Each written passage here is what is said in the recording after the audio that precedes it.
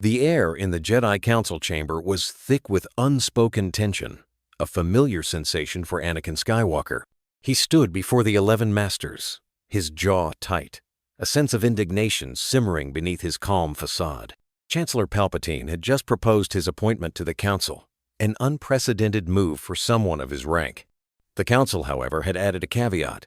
He was to be a member, but not granted the rank of Master. The injustice burned. "Take a seat, young Skywalker." Mace Windu's voice cut through the silence, devoid of warmth.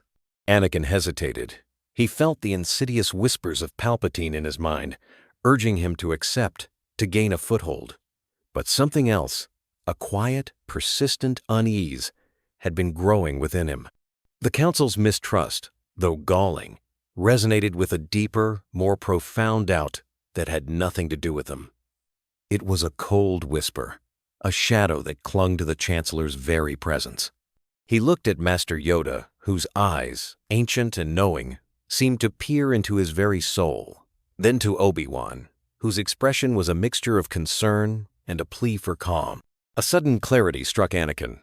This offer, this very situation, felt wrong. It was a wedge, carefully driven. If he accepted, he would be a pawn, beholden to Palpatine while still distrusted by the Jedi. He would be isolated.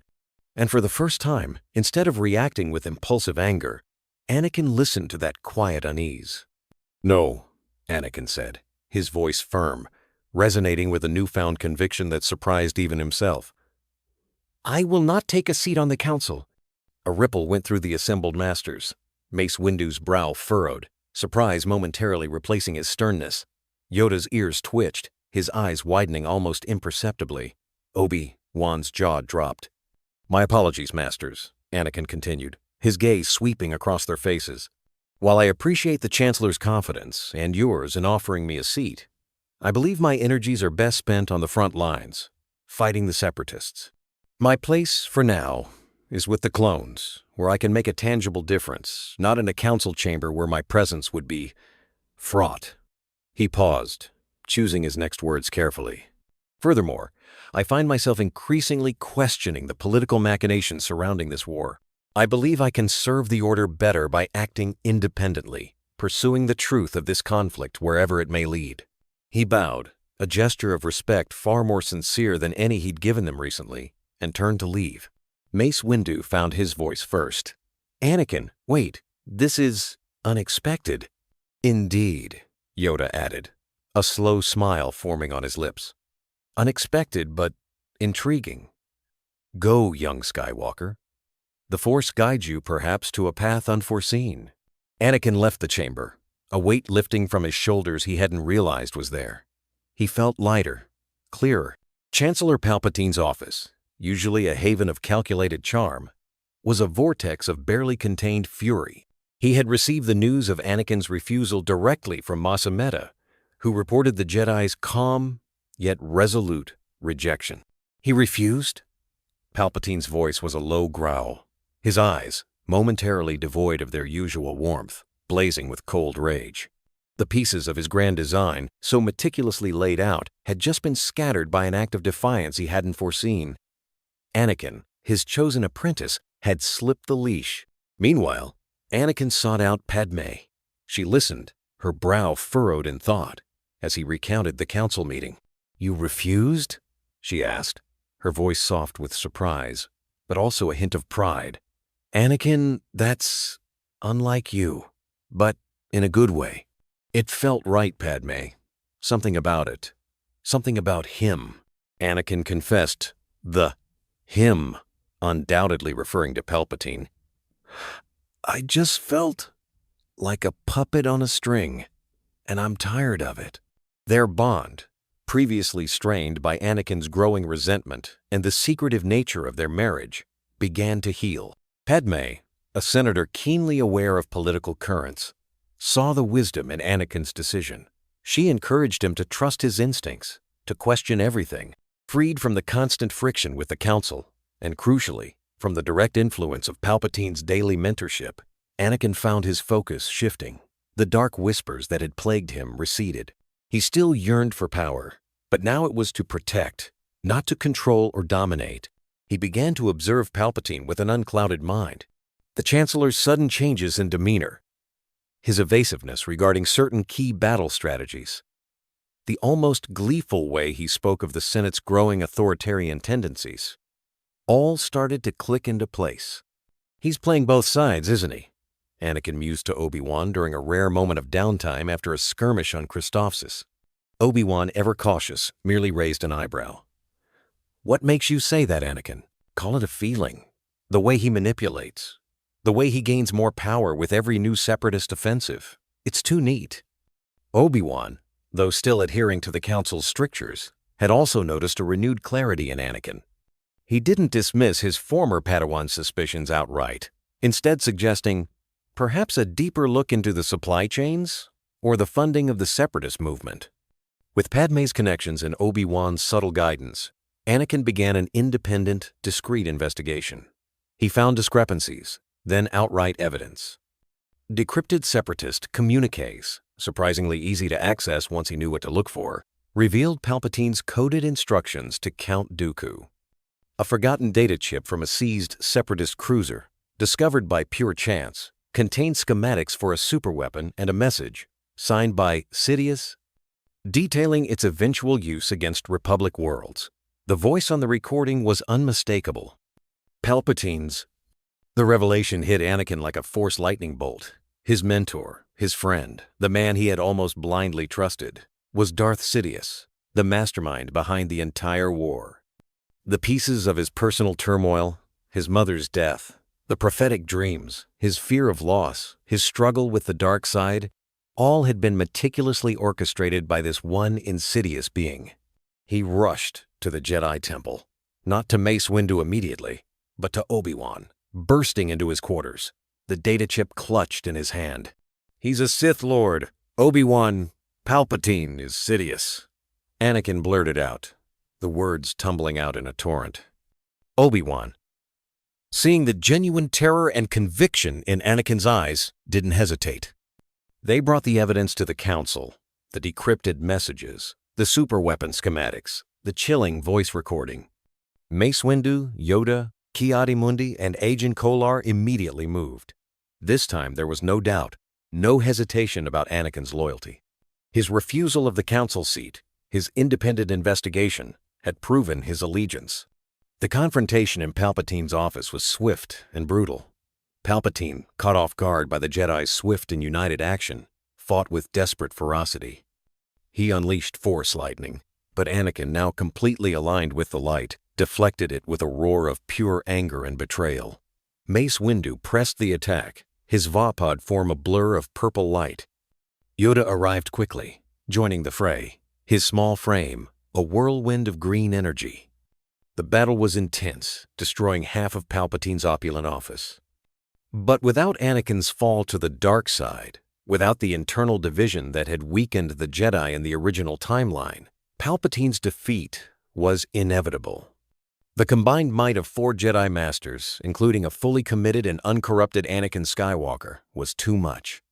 Darth Sidious, the Sith Lord who had orchestrated the downfall of the Republic for decades, was finally apprehended. The universe held its breath.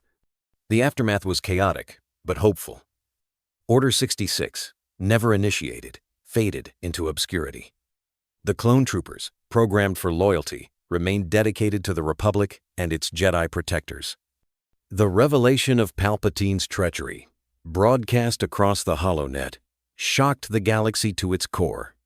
The war ended swiftly, the separatist leaders exposed as puppets without their master. The Republic, however, was left bruised and battered, its institutions corrupted, its trust shattered.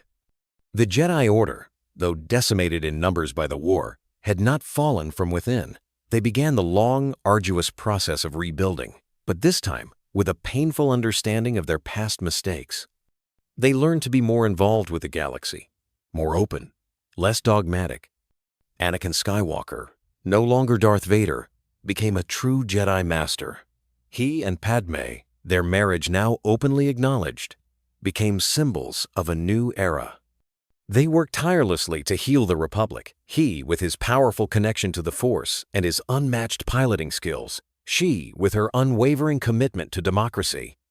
The Skywalker children, Luke and Leia, would be born into a galaxy where the DarkSide's grip had been broken, where the galactic empire never rose. They would grow up learning about the Force from their father, a hero who had faced the darkness within himself and chosen the light, not out of blind obedience, but out of a clear-eyed conviction that had changed the fate of the galaxy. The scars of the Clone Wars remained, a stark reminder of the perils of complacency and unchecked power. But the galaxy looked to the future with cautious optimism, guided by a revitalized Jedi Order and the unwavering light of its true hero, Anakin Skywalker. The pieces of his meticulous plan, centuries in the making, felt scattered. The carefully laid foundation of mistrust between Anakin and the Jedi had been bypassed. A dangerous clarity, previously clouded by rage and fear, now threatened to emerge in the young Skywalker. Palpatine allowed himself a moment of pure, unadulterated hatred, his face momentarily contorting into a mask of pure Sith malevolence before quickly smoothing back into the familiar, genial expression. He would have to pivot, and quickly. But the seed of doubt, of independent thought, had been sown in his future apprentice, and Palpatine knew, with chilling certainty, that this unprecedented defiance would require a far more brutal approach if he was to reclaim his prized weapon. The game had just become infinitely more complicated. Anakin found Padmé in her spacious Coruscant apartment, the city lights twinkling like distant stars outside her viewport. He paced for a moment, the unusual lightness he'd felt leaving the council chamber still with him, yet tempered by a slight apprehension about how she would react. "I refused," he stated, turning to face her, the words tasting liberating on his tongue. Padmé, who had been reviewing some senatorial reports, looked up, her expression a mix of surprise and confusion. "You refuse the council seat?" Her voice was soft, incredulous. He nodded, running a hand through his hair. "Yes, it felt wrong, Padmé. All of it. The way Palpatine pushed it, the way the council reacted. It just felt like a trap, a way to isolate me further." He met her gaze, a vulnerability in his eyes she hadn't seen in too long. "I felt like a puppet, and I'm tired of it."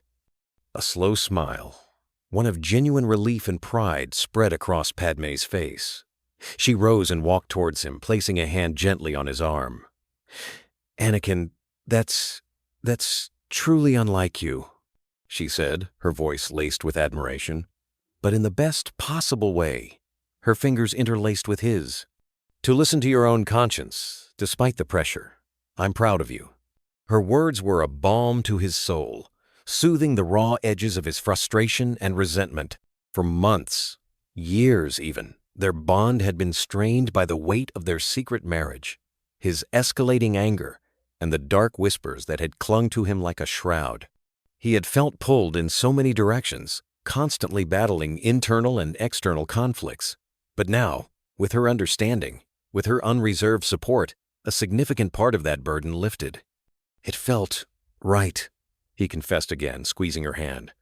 "More right than anything has felt in a long time." "Then trust that feeling, Anakin," Padmé urged, her eyes warm and earnest. As a seasoned politician, she understood the insidious nature of manipulation better than anyone. Question everything, especially those who claim to have all the answers for you. Their whispered conversation continued, deepening their connection. The tension that had coiled between them, a silent testament to his internal turmoil, began to unravel. He saw not just his wife, but his truest confidant, a beacon of clarity in the confusing fog of war and politics. This shared understanding, this renewed trust, became a vital anchor for Anakin, grounding him in the light and quietly, powerfully, weakening the dark tendrils Palpatine had so carefully woven around his heart. Freed from the suffocating pressure of Palpatine's daily mentorship and the constant friction with the Jedi Council, Anakin found a surprising clarity descending upon him. It was like a heavy fog lifting from his mind, revealing contours he hadn't seen before. The insidious whispers of the dark side, which had so often clouded his judgment and fueled his anger, receded into the background, becoming faint echoes rather than insistent commands. He still yearned for power, yes, but the motivation behind it had subtly shifted. No longer was it a craving for control over life and death, but a burning desire to protect those he loved, to truly defend the Republic, not merely to win battles for abstract ideals. This newfound mental space allowed him to observe Chancellor Palpatine with an unclouded gaze. Gone was the blind trust, replaced by a keen, almost uncomfortable scrutiny. He started noticing the minute shifts in the Chancellor's demeanor, the almost imperceptible glint in his eyes when discussing particularly devastating separatist attacks, the way his voice took on a subtly gleeful tone when recounting the Senate's swift, authoritarian responses. Palpatine's evasiveness regarding certain key battle strategies, often dismissed as high-level security, now seemed suspiciously convenient. Why did the separatist offensives always seem to create maximum chaos, yet never truly cripple the Republic? And why did each crisis consistently lead to more power consolidating in the Chancellor's hands? He's playing both sides, isn't he? Anakin mused aloud to Obi-Wan during a rare moment of respite after a grueling skirmish on Christophsis. Dust and blaster smoke still clung to their tunics, but Anakin's mind was far from the battlefield. Obi-Wan, ever cautious and analytical, merely raised an eyebrow, his gaze steady on Anakin. "What makes you say that, Anakin?" "Call it a feeling," Anakin replied, a new certainty in his voice. "The way he manipulates the Senate, the way he seems to benefit from every new separatist victory, the way he gains more power with every new offensive, it's too neat, too perfectly orchestrated." He looked at Obi-Wan, a flicker of old frustration, replaced by something sharper, more intelligent. It's like he's conducting an opera, and we're all just dancing to his tune. Obi-Wan, though still bound by the Council's cautious approach, couldn't deny the renewed sharpness in Anakin's observations. His former Padawan wasn't speaking from anger, but from a place of unsettling logic. He didn't dismiss Anakin's suspicions outright. Instead, he thoughtfully suggested, perhaps a deeper look into the supply chains, or the funding of the separatist movement? The seeds of their independent investigation were sown, not in defiance, but in a shared, quiet apprehension. Anakin, now operating with a renewed sense of purpose, found himself seeing the war through a different lens. The simple black-and-white narrative of Republic versus Separatist, so long preached by the Senate, began to fray at the edges. His conversations with Obi-Wan after the Christophsis skirmish had sparked something crucial. Obi-Wan, ever the strategist, had merely posed questions, gently steering Anakin towards areas that deserved closer scrutiny. "The supply chains, you say? Perhaps follow the credits, Anakin. Money often reveals the true allegiances." This subtle nudge was all Anakin needed. He couldn't just rush into the Jedi Temple with a vague feeling about Palpatine. He needed proof, and he needed to gather it without alerting the very person he suspected. His first stop, naturally, was Padmé. As a senator, she possessed an intricate understanding of the Republic's logistics, its economic ties, and the murky undercurrents of wartime finance. He confided in her his growing suspicions, relaying the unsettling patterns he'd observed in Palpatine's behavior. Padmé, whose own political instincts had often warned her of the Chancellor's creeping authoritarianism, listened with a grave expression. "You're right to be cautious, Anakin," she said, her voice low and serious. "The flow of resources in this war has always been perplexing. Some planets, supposedly loyal to the Republic, seem to be benefiting immensely from separatist contracts, while others, on the front lines, are starved of aid. Together, using Padmé's secure senatorial access and Anakin's access to classified Jedi and military intelligence, they began their discreet investigation. They pored over outdated shipping manifests, cross-referenced energy consumption reports from manufacturing worlds, and delved into the public, and then the hidden, financial records of key corporate entities on both sides of the conflict. It was tedious work, far removed from the thrill of piloting a starfighter, but it fueled a burning curiosity within Anakin. He wasn't just searching for a traitor. He was searching for the truth that would explain the suffering he witnessed daily. Each tiny discrepancy, each anomaly, served as a breadcrumb leading them deeper into the labyrinthine plot, slowly but surely pulling back the curtain on the galaxy's darkest secret. The breakthrough came, unexpectedly, Not through a grand revelation, but from a forgotten corner of a captured separatist cruiser. Anakin and Padmé had been sifting through mountains of data, following the convoluted money trails and supply routes, when one of Padmé's aide, a keen-eyed archivist, stumbled upon a badly encrypted data chip among a haul of damaged droids. It seemed insignificant, a mere piece of scrap, but something about its unusual encryption caught Anakin's attention. He spent hours in a secure Jedi HoloNet lab, his powerful Force connection aiding his intuitive understanding of the complex algorithms. As he peeled back layer after layer of code, the true horror began to unfold. First, there were decrypted separatist communiques. Not mere battle orders, but deeply personal instructions. Strategies for deploying forces to maximize Republic casualties while seemingly maintaining separatist strength. The signature on these messages was a chillingly familiar pseudonym, Sidious. Then came the schematics, blueprints for a superweapon, a monstrous orbital station capable of devastating entire planets. It was a weapon of pure terror, designed not for victory but for absolute dominion. And attached to these schematics, almost as an afterthought, was a short audio file. Anakin hesitated, a knot forming in his stomach, a premonition of dread washing over him. He pressed play. The voice that emerged from the speaker was calm, cultured, utterly devoid of emotion, discussing the weapon's eventual use against unsuspecting Republic worlds. Execute these plans precisely, Count Dooku. The galaxy must learn the true cost of defiance. The voice was unmistakable. It was Chancellor Palpatine. The revelation hit Anakin like a Force lightning bolt, shattering the last vestiges of his trust. His mentor, his confidant, the man who had always seemed to understand him better than anyone, was Darth Sidious, the mastermind behind the entire war, the architect of the galaxy's suffering. Every personal torment, every whisper of the DarkSide, his mother's death, his prophetic dreams, his crushing fear of Lossel had been meticulously orchestrated, not by fate, but by this one insidious being. The betrayal was absolute, the scale of it breathtaking in its depravity. He staggered back from the console, the data chip clutched in a white-knuckled fist, his breath catching in his throat. The world tilted.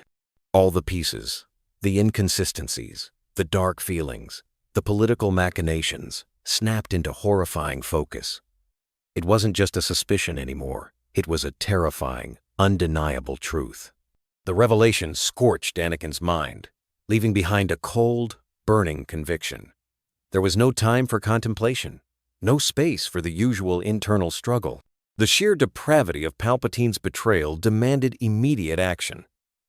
He clutched the data chip, the small device, feeling like a burning ember in his palm, and ran, not to the council chambers, not to Mace Windu, but instinctually, desperately, to Obi-Wan. He burst into Obi-Wan's quarters without preamble, breath coming in ragged gasps. Obi-Wan, who had been meditating, opened his eyes, startled by the raw intensity on Anakin's face. "He's a Sith Lord. Obi-Wan, Palpatine is Sidious," Anakin blurted out, the words tumbling from him in a torrent, filled with terror and a profound sense of violated trust. He thrust the data chip into Obi-Wan's hand. He orchestrated everything. The war, the separatists, it's all him. Obi-Wan's brow furrowed, but he saw not a desperate, confused youth, but a man shaken to his core by a terrible truth. The clarity in Anakin's eyes, the genuine horror, was undeniable. This was not the arrogant, resentful Anakin he had sometimes struggled with. This was the true Anakin, fighting for the light. He quickly reviewed the data, his own calm facade faltering as the chilling evidence unfolded before him. The decrypted messages, the superweapon schematics, the recorded voice of Palpatine, detailing his galactic machinations. "This is monstrous," Obi-Wan whispered, his voice grim. "You were right, Anakin, all along." They went to the council, not with a vague accusation, but with irrefutable, damning evidence. Anakin, no longer feeling isolated, stood shoulder to shoulder with Obi-Wan. Mace Windu's face, usually impassive, showed genuine shock as he examined the chip. Yoda's ears drooped, his eyes closing in grim understanding. Ki-Adi-Mundi and Agen Kolar exchanged horrified glances. This time, there was no doubt, no hesitation about Anakin's loyalty or his sanity. His prior refusal of the Council's seat, his subsequent independent investigation, all now served as resounding proof of his unwavering allegiance to the Jedi Order and the Republic. He hadn't fallen prey to Palpatine's manipulations. He had exposed them. The very act of defiance that Palpatine had intended to break him had instead saved him, and perhaps the galaxy. "Master Windu," Anakin said, his voice firm. "He must be apprehended now." Mace Windu's gaze met Yoda's, a silent communication passing between the two oldest masters.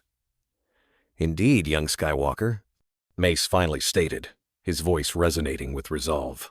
"This treachery ends today. The Jedi, united and decisive, moved as one." The chaotic battle in Chancellor Palpatine's office ended with a decisive, deafening crash. The combined might of Mace Windu, Yoda, Ki-Adi-Mundi, Agen Kolar, and a fully committed Anakin Skywalker had been overwhelming. Darth Sidious, caught off guard and facing a united Jedi front, was finally subdued, his dark power extinguished, his grand scheme crumbling around him. The universe held its breath, unaware of how close it had come to utter catastrophe. In the immediate aftermath, as clone troopers, loyal and true, secured the broken remains of Palpatine's office, a chilling realization dawned upon the Jedi. The full extent of Sidious's insidious plot began to unravel, piece by terrifying piece. Among the vast archives of his hidden data, secured swiftly by the Jedi, they found files detailing a contingency protocol, a hidden command embedded within the very genetic code of the clone army. Order 66. This order, designed to turn the Republic's most dedicated soldiers into a weapon against their Jedi generals, was horrifying in its simplicity and effectiveness. But Palpatine, caught before he could utter the command, never initiated it. The trigger was never pulled. The chips, meant to turn loyal allies into cold-blooded murderers, remained dormant. Across the galaxy, clone commanders like Cody, Rex, and Bly continued to fight alongside their Jedi generals, unaware of the silent horror that had been programmed into their minds. Their loyalty, untainted by the Sith's ultimate betrayal, remained steadfast. There was no sudden betrayal, no horrifying purge. Jedi on distant battlefields did not fall to the blasters of their own troops. The bond forged in countless skirmishes, the respect earned in shared sacrifices, remained unbroken. The clone troopers, far from becoming the instruments of the Jedi's destruction, stood ready to continue serving the Republic, their programming unchallenged, their true dedication unwavering. They were soldiers, bred for war, but their allegiance was pure. This averted catastrophe meant the Jedi Order, though already thinned by the brutal clone wars, avoided the internal cataclysm that would have wiped them out. They were wounded, yes, but not fatally broken from within. They would survive, and with them, the hope for a future free from tyranny. The galactic HoloNet, usually filled with grim battle reports, erupted with a single seismic announcement. Supreme Chancellor Palpatine had been exposed as Darth Sidious, the Sith Lord behind the entire Clone Wars. The shock reverberated through every system, from the core worlds to the farthest reaches of the Outer Rim. The war, a conflict that had ravaged the galaxy for years, suddenly found its true villain, its puppet master, unmasked. Without Sidious to pull the strings, the separatist movement, a collection of disparate systems and corporate entities, crumbled with astonishing speed. Count Dooku, their public face, had been a mere pawn, and with his master's capture, the remaining separatist leaders were left rudderless, their false ideology exposed as a cynical tool of manipulation. One by one, systems that had been coerced or tricked into joining the Confederacy returned to the Republic fold, many with a palpable sense of relief. The fighting didn't cease instantly, of course. There were still rogue elements, confused droid armies, and entrenched separatist holdouts to deal with. But the strategic heart of the conflict had been ripped out, and the end was clearly in sight. The Galactic Empire, a dark future that had loomed so close, never materialized. There was no declaration of a new order, no chilling parade of stormtroopers, no construction of the Death Star. Instead, the Republic, though scarred and weary, remained.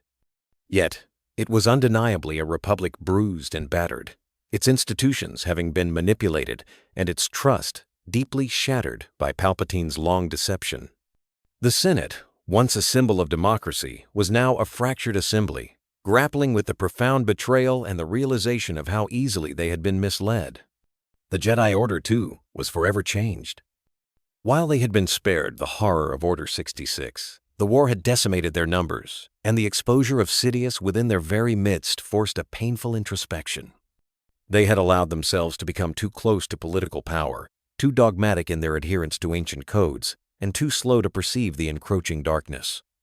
Now, under the quiet guidance of Masters Yoda and a truly humbled Mace Windu, they began the arduous process of rebuilding.